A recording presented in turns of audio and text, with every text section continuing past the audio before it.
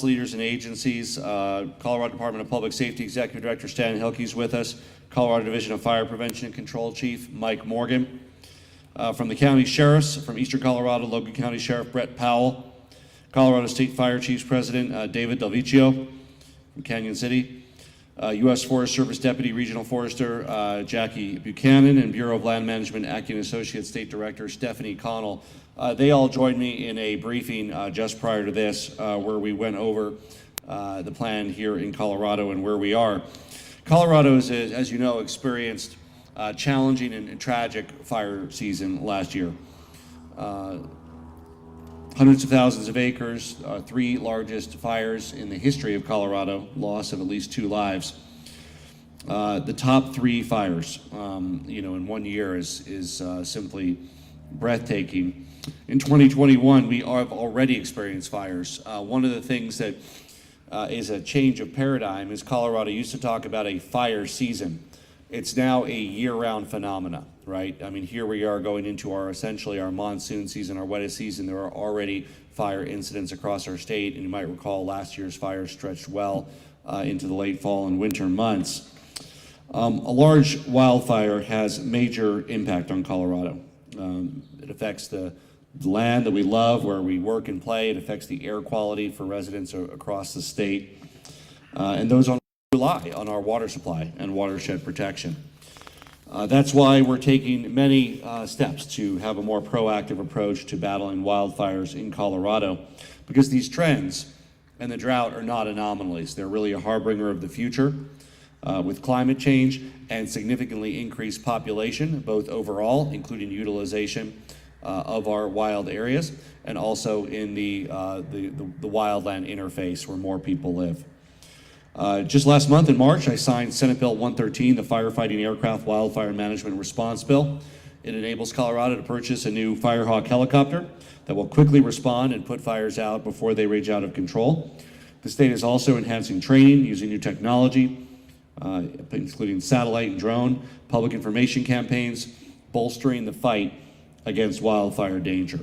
We are really taking this proactive preparation to a new scale to address the new risks and the greater risks of wildfire, to address the operational demands on our firefighting teams, to ensure that both our professional and volunteer fighters have the tools they need from the start to be effective and to be safe. A strong aerial response supports the efforts of the professional and volunteer firefighters on the ground and the people that work around the clock in the emergency operations centers. Wildlife fire protection responsibilities on non-federal lands in Colorado follow a hierarchy of local jurisdiction. First the county sheriff, finally to the state, led by the Division of Fire Prevention and Control. Of course, substantial parts of our state are federal land. And the 3 large fires last year, 1 was predominantly BLM land, 2 were predominantly U.S. Forest Service, Department of Agriculture land, and we work closely with our federal partners who are also here with us today around protecting our treasured federal lands from wildfires. We need to give our first responders that are in the line of fire every defense they can to help keep themselves safe, to save lives, to save property. And I'm proud that Colorado is one of the top states in the nation for getting the resources we need as soon as they are available. And with the additional investments we have made and are making, we will do even better. Fire is a concern for our entire community. Whether you live near a potential fire or you're not, we're all impacted by air quality. We're all impacted by the challenge to our community. We have a shared responsibility to keep one another safe. And the number of people at risk of wildfires in Colorado will continue to increase. Approximately 2.9 million people live in Colorado's wildland-urban interface, and that is increased from 2 million just 5 years ago, increase of a third in 5 years, and that will only continue to increase. The state demographer estimates that in the next 19 years, our population will grow from about 5.7 million to 8.5 million people. And that means more people, both on the wildland interface, as well as residents of cities and areas where people will use the outdoors and increase traffic in outdoor areas. And let's be clear, while not all wildfires are caused by humans, the majority of wildfires are caused by humans. It can be dragging a trailer chain that can cause a spark.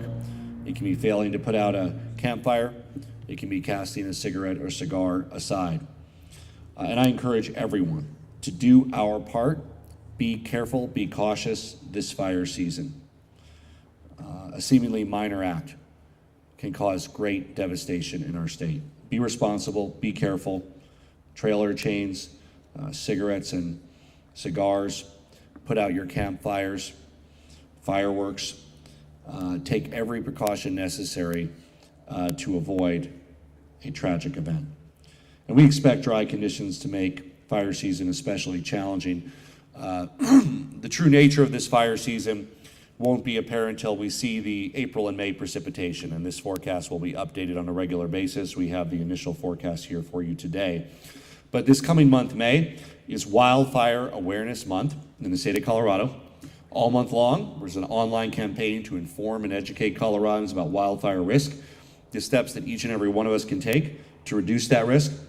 It's a focus of the partnership between the Colorado State Forest Service, the Colorado Division of Fire Prevention and Control, U.S. Forest Service, Rocky Mountain Region, and the governor.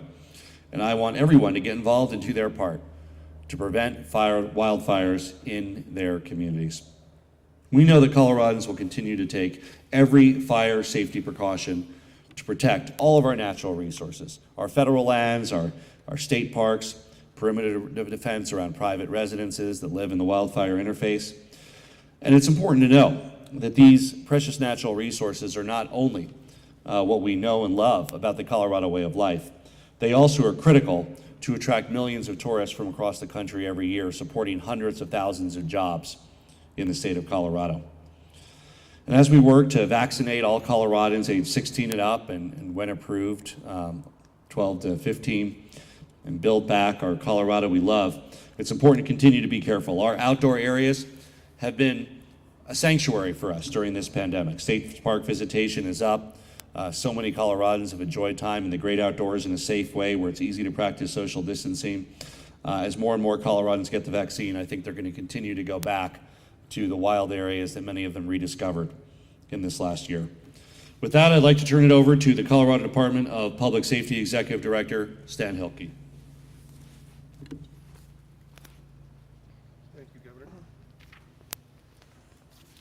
Thank you, Governor. I appreciate that. My name is Stan Hilkey, Executive Director of the Department of Public Safety. I want to start off first by just thanking the Governor and the Colorado General Assembly for the support that they have given to the issue of wildland fire this year. It has been remarkable to see the amount of effort and support that is coming towards the wildland fire problem in Colorado. From excess funds to make sure that we have the funds that go to initial attack, to aviation support, to supporting prepositioning people around the state in strategic ways. All of that is making a huge difference. At the same time, in the 7 years that I have been here in state government, and then 12 years previously as elected sheriff, I've never seen a more state of readiness than we have today. And I just want to say thank you to everybody that has been a part of this. We just had an incredible briefing upstairs, and all the partners talked about their readiness, and they're ready to go for this year. Everything from mutual aid to working with the state fire chiefs, the surge that they gave us in 2020 to protect towns like Estes Park when the East Troublesome Fire was coming through from Rocky Mountain National Park, demonstrated that we are actually in the middle of a metamorphosis of the change of the culture of how we respond to wildland fire in a very, very good way. And we all want to capitalize on that energy and continue to make improvements in this area. I also want to say that this is not just a suppression issue, it's also a mitigation issue. Mitigation and suppression are symbiotic in this world, and we have to continue to do both to try to make a difference long-term for Colorado. In the Department of Public Safety, safety is always a priority for everything that we do. We want to also make sure that our firefighters and those people that are responding are safe, that our citizens are safe, and that we do the very best job that we can to protect life and property in Colorado. It also is important, though, and the governor touched upon this, that we need the help of the citizens of Colorado to make this happen right. The people that live and work and play in this great state need to be prepared and proactive as well.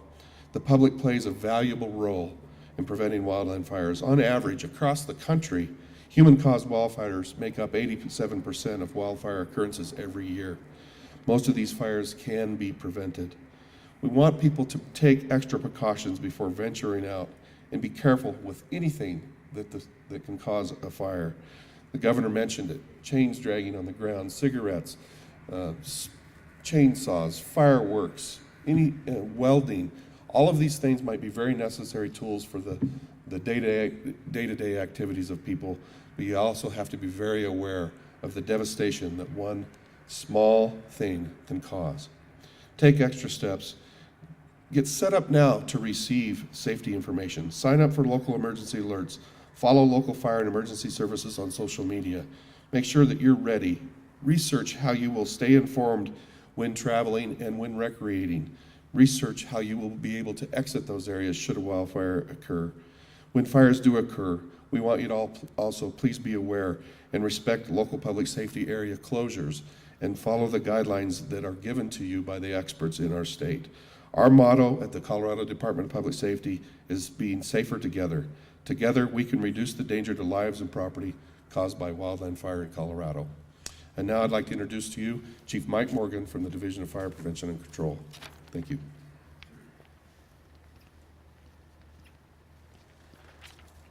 Thank you, Director Hilkey.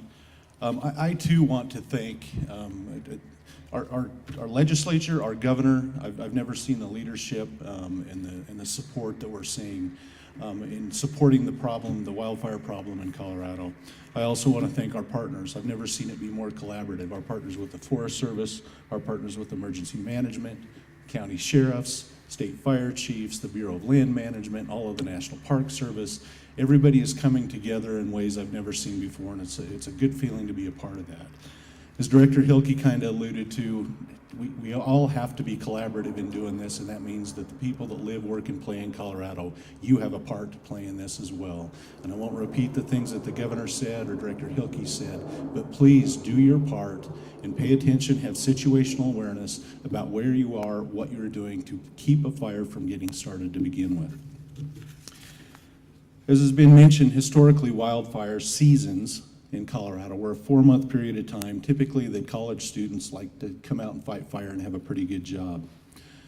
Since the 1970s, our fire seasons have expanded, and they're over 78 days longer. We're having fire years, not fire seasons anymore. We had multiple fires in February and in March. We've got our equipment out helping support local fire departments and sheriffs as I speak to you here today. As we all know, Colorado experienced one of the worst fire seasons in history in 2020, driven by a multitude of factors, including unseasonable warm conditions, lack of moisture, overabundance of fine fuels, and increased recreational traffic across the state. Cameron Peak Fire was considered to be one of Colorado's worst fires in history. It destroyed and damaged 469 structures, of which 224 were residences. Consider this as we speak to you here today. 20 of the largest fires in Colorado's history have occurred since 2000. 4 of the 5 largest fires in Colorado's history have happened in the last 3 years. I also want to point out that 15 of the state's 20 largest fires have occurred since 2012. We all have to do our part. The extreme drought conditions, hazardous fuel accumulations, and hot, dry conditions create fast-moving, large-scale fires. DFPC is developing a strategy with our partners to be prepared for longer and more destructive wildland fires by shifting our resources to a model that allows us to respond more effectively to Colorado's growing wildfire seasons. The 2021 Wildfire Preparedness Plan outlines a holistic, comprehensive approach to wildfire management that includes suppression and response, fuels and forest management, and mitigation of all types. The plan is based on lessons learned from the 2020 fire year, as well as the fire years of past. It also implements 2 new tools and capacities as a result of recommendations of the Colorado Fire Commission and support from the governor's office and the state legislature. As the state's lead fire agency, the Division of Fire Prevention and Control will coordinate with local, county, state, and federal partners to leverage all available resources to increase response capacity and effectiveness.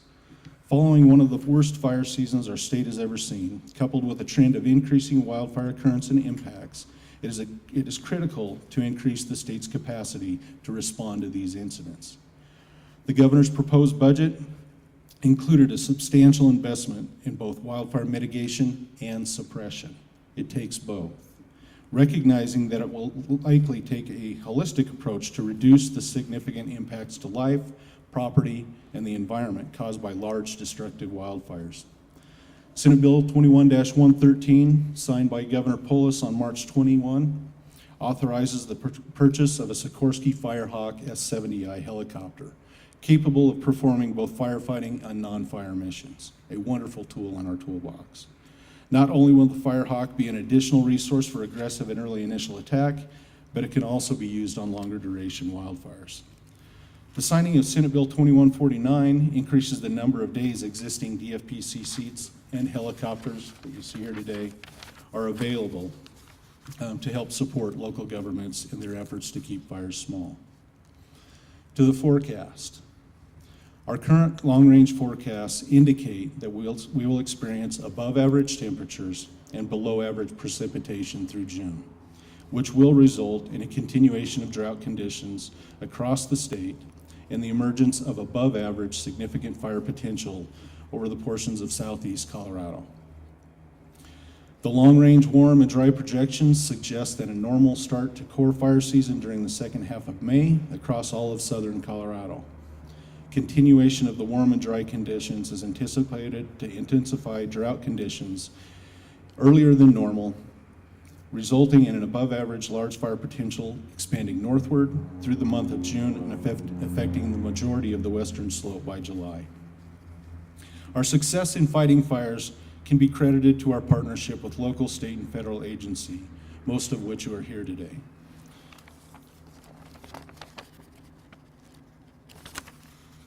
Pardon me.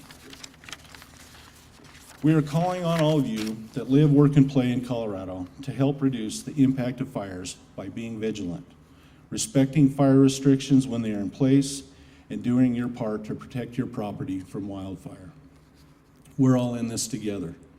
Be aware when you go to different parts of the state of the conditions that they're experiencing, and please pay close attention. Check with your local fire agencies, your local federal agencies, the county sheriffs to see if any restrictions are in place. With that, thank you for your time.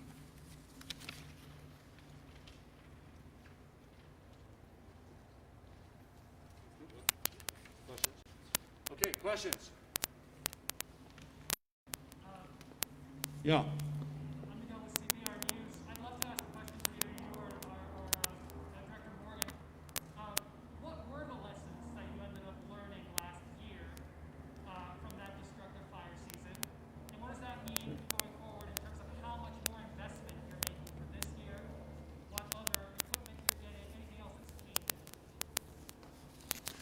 Thank you for the question. I think one of the main things we've learned over the last couple of years, and I will describe it this way, that we are looking at the fire problem with all of our partners, looking at it as a duration versus impact. And by that I mean the longer a fire burns, the greater the impact is. That means impact of fire suppression costs, it means risk to health and safety, loss of life, property, watershed destruction, recovery costs. The longer these events occur, the greater that is. What we have learned in the past, and especially as the governor mentioned, when we get more into the wildland-urban interface and that growth in the wildland-urban interface problem we have in Colorado, and the properties that we protect as a state agency, that mostly means we have a lot of values at risk, homes. So our approach, our new approach with the resources that the governor and the legislature are supporting, and the Colorado Fire Commission have pointed out, is aggressive initial attack is what we should be doing on threatening fires. What that means is we're trying to provide more resources to the local fire chiefs and the local sheriffs to keep fires from getting large. We spend a little bit more money today, but we don't have as many long duration events as a result of that. 2020 was a horrible fire season for us with over 600,000 acres burned in the state of Colorado. But we also had a lot of very, very significant wins by initiating aggressive initial attack.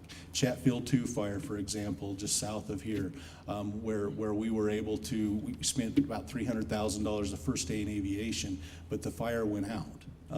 The Elephant Butte fire up in Evergreen.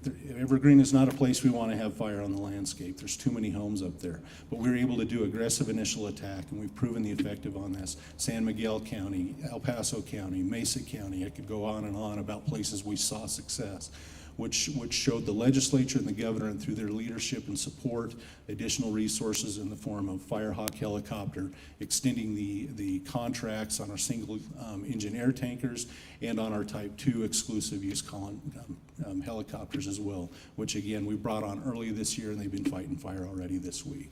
Just following up on that, do you have specific numbers, or perhaps for the governor, specific numbers on how much more money or resources we're allocating to this issue this year versus, say, last year, or specific examples of new resources? So, great question. So what we've got happening is Senate Bill 113 was spoken to.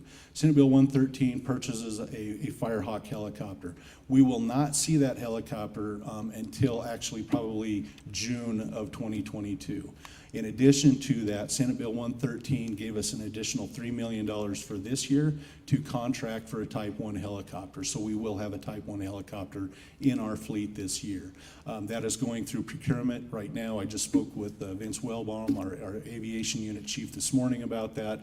That process is in place. We anticipate having that Type 1 helicopter ready to go probably the end of May, first part of June. In addition, Senate Bill 49 provides, and I may have to phone a friend here if I miss something here, but one of the things that does is it provides us money. Oh, I should back up. The other thing in 113 that it does, it provides us expanded use of what we call the Wildfire Emergency Response Fund, which gives us more latitude to take resources and pre-position them around the state. We have a preparedness level system. Most people know that the federal government has a preparedness level system. We've implemented one in the state of Colorado. We've divided the state into 4 different quadrants or districts. And then we have the ability through this now, we can pre-position resources when we see weather events or things that are happening. Actually, eastern central Colorado today is under red flag warning. So we're pre-positioning resources in anticipation of the likelihood of a fire. Back to Senate Bill 49, the enhanced state assistance, there's $1.8 million in that fund that allows us to provide additional aviation support, crews, the engines, moving those around in order to support local governments to try to keep fires small. Senate Bill 49 also expanded the single engine air tanker to my right. Those are normally, our contracts have been 150 days. We have 2 exclusive use contracts on those. Those are normally 150-day contracts. Through Senate Bill 49 and the governor's package, it expands the 2 of those to 240-day contracts on those assets. So both of those are on now.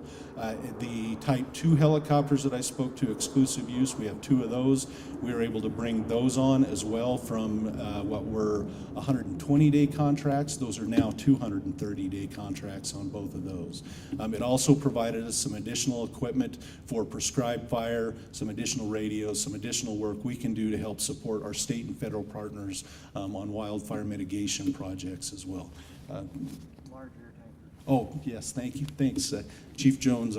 That was my phone a friend, so thanks, Chief Jones. It also, Senate Bill 49 gives us, last year was the first year that the state of Colorado brought on a large air tanker. It's a P3 aircraft for larger quantity water drops. It's another tool in the toolbox, works really well in higher elevation as well as with heavier canopy fires. Last year was the first time we brought those in to where we had an exclusive use. It's under our operational control. We're not competing with all the other western states states on where these things go. So that, Senate Bill 49 gave us that asset on an ongoing basis for, we have a 110-day contract for that coming, again, probably starting late May or the first part of June. We're going to continue, as the governor said, we're going to continue to monitor. We have long-term forecasts that are taking us into July that are looking pretty rough. We're hoping that we will, being an optimist, I'm hoping that our monsoons will come in, as the governor mentioned, in April and May and bring that forecast down, but we'll continue to monitor that and keep everybody posted. Jeremy Moore, 9 News. You pointed out that a lot of the fires that started last year started on federal land.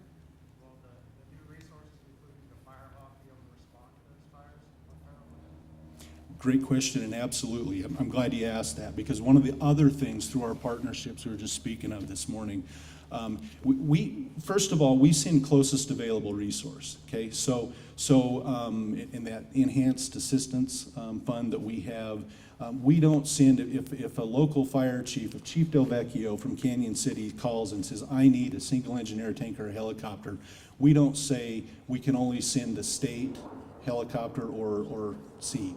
We send the closest one to him, and then we coordinate that with our federal partners. So all of these assets, the federal assets and our assets, are used seamlessly about sending it the closest available resource for that aggressive initial attack. Now, historically, there's a lot of mutual aid agreements, but a lot of the aviation assets were not part of that mutual aid agreement. However, we're proud to say, for the first time, we're super excited to say, that we've signed agreements with our federal partners where all of the aviation assets will be part of that mutual aid system to get that attack, those threatening fires, to get them under control as quick as we can. I have one for the governor. In 2013, a task force recommended that building codes, statewide building codes be changed. Nothing happened. Now it's a county-by-county patchwork of fire code, building codes. Will the state look at trying again? A lot of people in Grant County may be rebuilding without following codes, new codes to make fire-resistant buildings. Well, I think what you're talking about here might be something different than wildfires. You might be talking more about urban fires. None of the wildfires we're talking about here were started because of building malfunctions. When it comes to buildings in the wildland interface, the key strategy, construction, yes, but the even more important strategy for the 300,000 homes is perimeter defense and taking down trees and other fuel that is near the house. And it's just remarkable when you visit some of these burnt areas, and I visited a number of them, where you see, 3 houses, 2 that are totaled and they didn't do the perimeter defense, and 1 that was effectively, passed over by the fire, where they did the proper perimeter defense. I do strongly support additional resources to help private landowners conduct successful perimeter defense in the wildfire interface. Yeah. You've been throwing out a whole lot of Senate bills. In a lot of years, I haven't seen that many things talked about in fire. Is there, whether you know it or not, can somebody get us how much we've added to the budget this year? I was lost track at like 10 million there. Yeah, it's several different moving parts. We can follow up with my office and we'll get you that summary.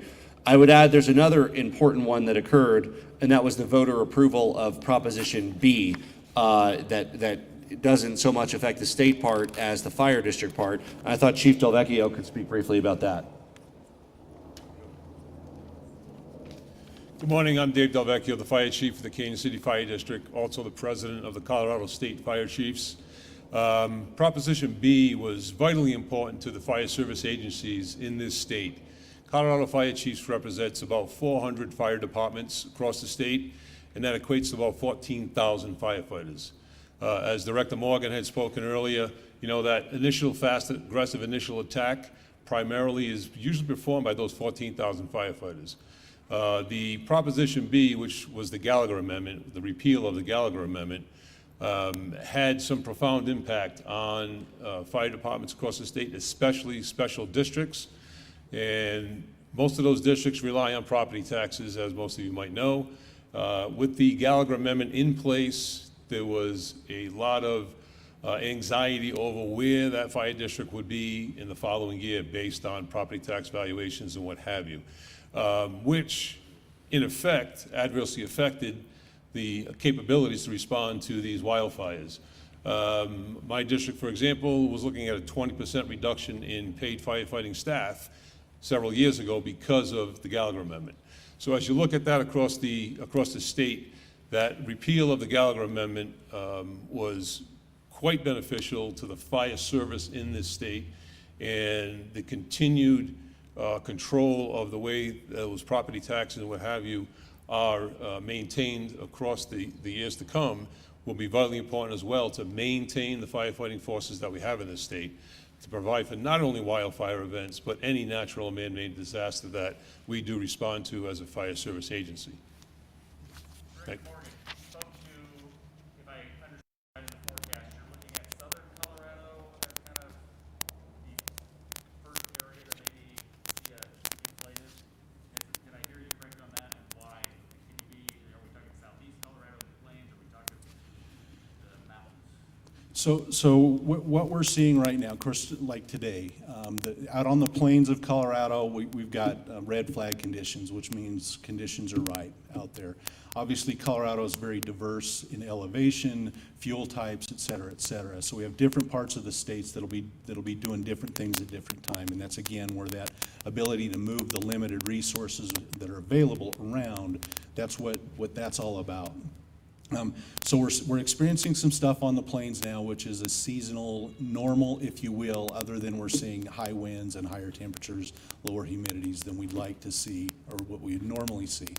What we see is the southern part of the state, particularly southeast, well, actually the whole southern part of the state, we will start seeing that going into above normal conditions, going into late May and into June. And with the quicker runoff, and the higher temperatures that we're anticipating, we will see that continue to push north, and it will kind of wrap, if you will, to the north up the western half of the state. We're still kind of waiting to see, the jury's out, if you will, to see what happens with the monsoonal moistures in the Front Range portions of the state. Right now, those are looking better, if you will, but we're to kind of put it in perspective. We're looking at very similar to what we were this time of year as we were last year. So we're seeing similar types of framing to look at for a 2021 fire season to look a lot like a 2020, other than the Front Range is looking a little better than it did at that point in time. Director Morgan, following up on that, in your opening statement, you talked about an overabundance of fine fuels. And last year, we interviewed State Forester Mike Lester, and he talked about the lack of industry in our state and, you know, people to mitigate those fine fuels, loggers, and so on. Is there a concerted effort on the state's part to attract more of that industry back to Colorado to help take care of some of that fine fuel?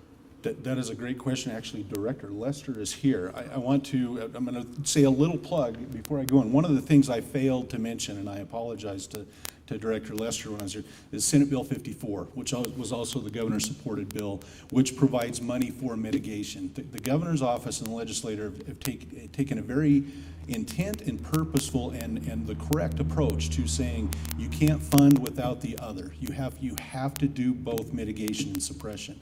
You know, so the mitigation projects, and Director Lester can kind of speak to, those are the larger fuels. The smaller fine fuels are the grassy fuels that are typically handled in a different way. But I'll let Director Lester speak to that if he's throw him to the wolves here. Thank you, Mike. So we have a fund called the Healthy Forest Vibrant Communities Fund, and in that there's a revolving business loan fund, and that's been provided in the past to help businesses have loans, have capital to get them started. Capital's tough.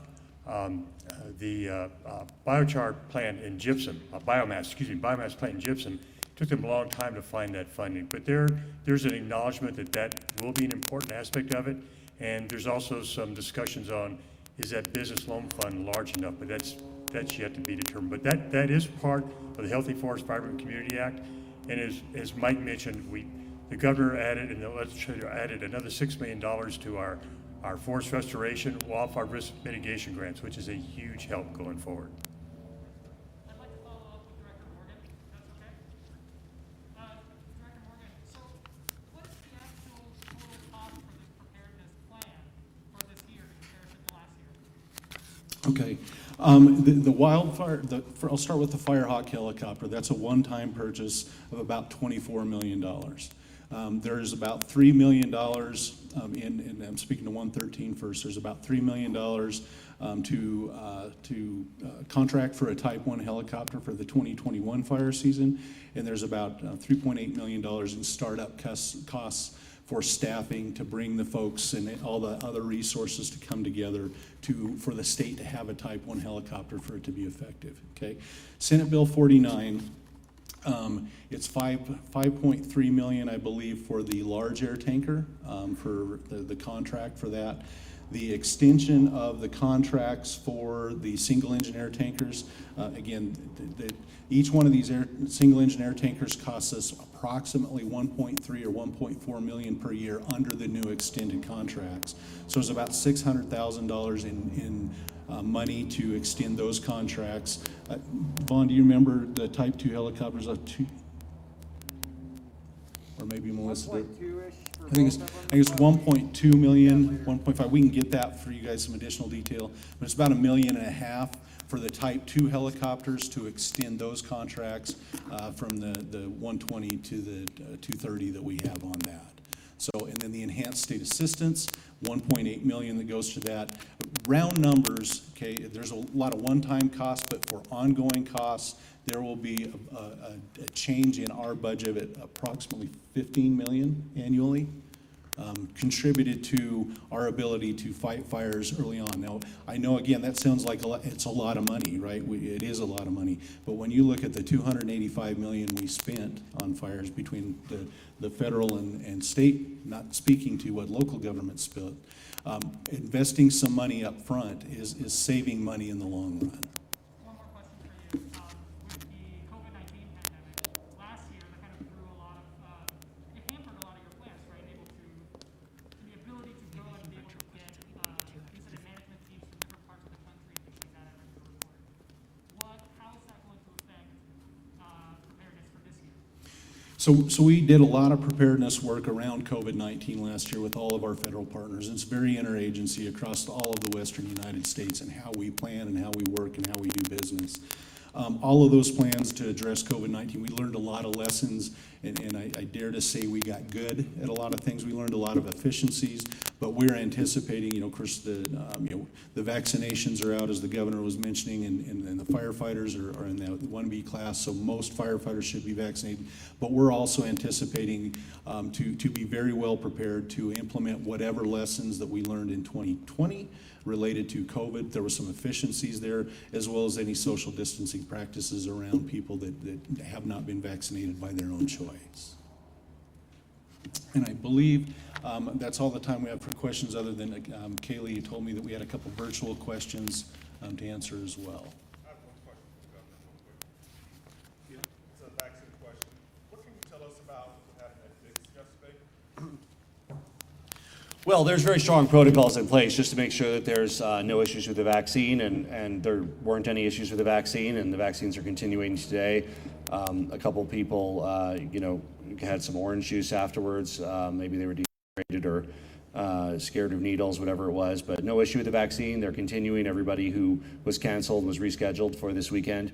And, again, we always take very extreme precautions at these. So whenever, there's any dizziness or anything, they're going to wait to make sure that everything's okay and the all clear is there and everything's fine. We're going to take some online questions now. The first is for the governor. De Noticias Univisión, gobernador, ¿puede decirnos cuál será el plan para prevenir los incendios y evitar los sucedidos el año pasado? Governor? Este año compramos un helicóptero especial para luchar contra los incendios. Este helicóptero puede responder muy pronto a incendios y lucharlos con muchos ganos. También tenemos algunos prestos en nuestros bomberos y las personas quien luchan contra los incendios. Ahora vamos a tener más capacidad para responder pronto y decisivo.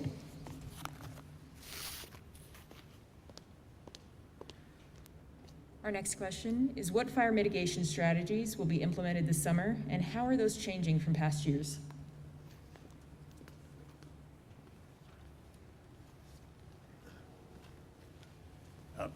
Currently, I mentioned the addition to the forest restoration wildfire risk mitigation grants, and those are being announced now.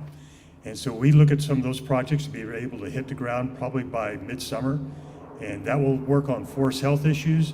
We're working with landowner associations, counties, local government to try to improve those issues. We are looking at working with our federal partners, trying to determine what values we're trying to protect, and we're going to try to move a lot of our mitigation efforts to those areas, whether it be for water supply or for community protection. So there are plans in place to move forward on those. And we are really trying to focus our mitigation efforts. So we're not having a mitigation effort here and then 40 miles away another mitigation effort. We're trying to link those so that we do protect those values. And I think that focus it's not new, but it's certainly taking a bigger share of our attention going forward. So we're pretty confident that we're going to be making more impact going forward with the mitigation work.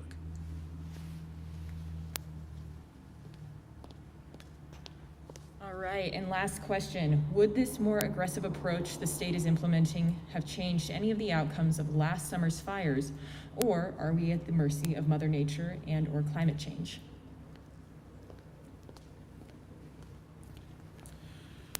I think the short answer to that is yes, as I kind of alluded to earlier. Through the Enhanced State Assistance Program, and we did a lot of this through an executive order that the governor did last year to allow us to be more aggressive with our enhanced state assistance. We had 16 state responsibility fires in 2020. That said, there was over 5,000 fires that occurred, wildfires that occurred in the state of Colorado in 2020. I believe about 5,300 fires that occurred. So we did a really good job, a really effective job. The locals did at keeping fires small, the lion's share of those, and then the sheriffs coming in to help support those, and then us coming in to help support the locals and the sheriffs. We kept, if it was 5,300 fires, we kept 5,284 of them from getting big, right? So we did a good job. As I mentioned earlier, there was some very specific examples. I'll say, Elephant Butte, where we had a fire that there was over 1,000 homes impacted on that. In a part of the nation that nobody, it makes the hair stand up on the back of your neck when you hear that there's a fire in Evergreen, Colorado. And so our ability to work with our federal partners and everybody to do this enhanced state assistance and be more aggressive. And I failed to mention earlier, to my left here is what we call it the multi-mission aircraft. These were purchased by the state in 2015. And if you get a chance to look at this afterwards, this particular aircraft, we have two of these, is provided to us. We were purchased these for early detection of fires. These aircraft in 2018 found 95 fires nobody knew about. So we find these fires, 95 of them last year, over 400 of them since the program it started in late 2015, where we find fires through technology and the camera balls that are underneath these things. We find them, we find the lat and long of what they are. We give that to the local jurisdiction, whether that be a local fire department or one of our federal partners. They dispatch resources out there, and the fire is put out. It never gets a name. It doesn't make the news. And those are the ones that's what we're trying to do. You can go to our website, at DFPC. You can find a lot of information on this. You can see the videos of the technology and what that's doing. These are the only two aircraft in the United States of America, and Colorado is leading the nation as it comes to that. I believe CAL FIRE is now working on purchasing their first similar type of aircraft because it's proven itself. In addition, we have other partnerships with the Colorado National Guard for other methods of early detection. We want to find fires when they're small, and we want to be aggressive with how we attack those to keep them small. because and I think Hugh, maybe perhaps one of the questions earlier about, what are we doing? And they talk a lot about prescribed fire and controlled burns and these other types of scenarios. Those are all weather and drought condition dependent. And so, as I just told you in our forecast, we don't anticipate that the conditions, the weather conditions, the drought conditions, all of those things are going to be favorable to do a lot of fire on the landscape type of efforts for mitigation efforts. Now, when those opportunities arise, we will partner with all of our partners to take advantage of that, but we're not forecasting that to be a great year for us to implement those strategies. So, okay, I believe, am I done, Caleb? Thank you.